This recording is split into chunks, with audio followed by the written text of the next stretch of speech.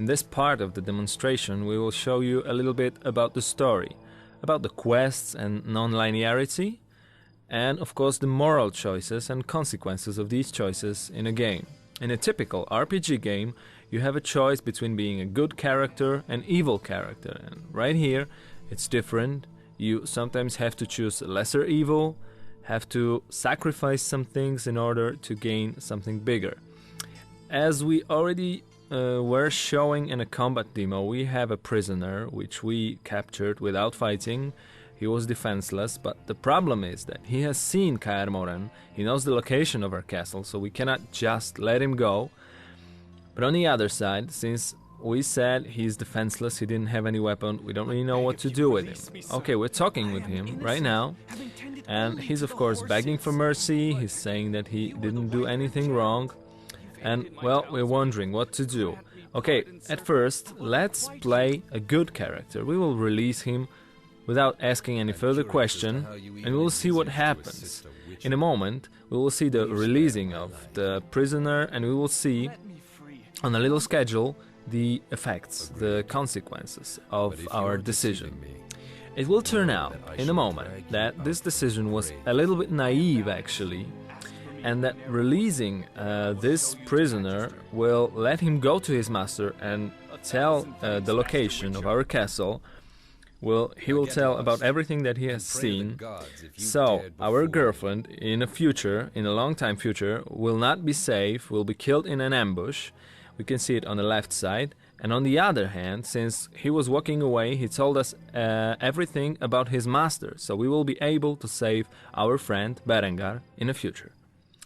The interesting thing about it is that the consequences of our action are extended in the future, so we cannot just reload the game, try again, and see what happens. Okay, this time let's make another decision, let's make a different choice. We're gonna, again, walk up to the prisoner, talk to him, but this time we're gonna wait for the other Witchers to come by and decide upon the fate of the prisoner together with them. Okay, we're gonna see the same things again until we come up and talk to him. There is a cutscene, the conversation, and our decision is different this time. We say no, no, no, we're waiting for the Witchers. And okay, here they come. The first of them is Vesemir, the oldest one, the wisest one. He's also the master swordsman, so he has taught every other witches how to fight. The second one is Lambert, while the last one is Berengar. He's the mysterious guy, we don't really know much about him.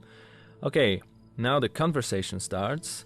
We're talking with the witches, and it turns out that every one of them has different opinion on how to treat the prisoner. Vesemir says we should use the Serum Truth, but the problem is that Serum Truth is dangerous because it wasn't made for human, it was made for witchers, so it's not safe to use on the prisoner. Lambert, on the other hand, wants to torture the prisoner. He says he will take everything he knows by torture, so he's a brutal one. And the last one, Berengar, says we should actually kill him swiftly without asking any questions, without giving him too much pain. And, well, this time, let's support Berengar. Let's say that we want to kill this guy without any questions.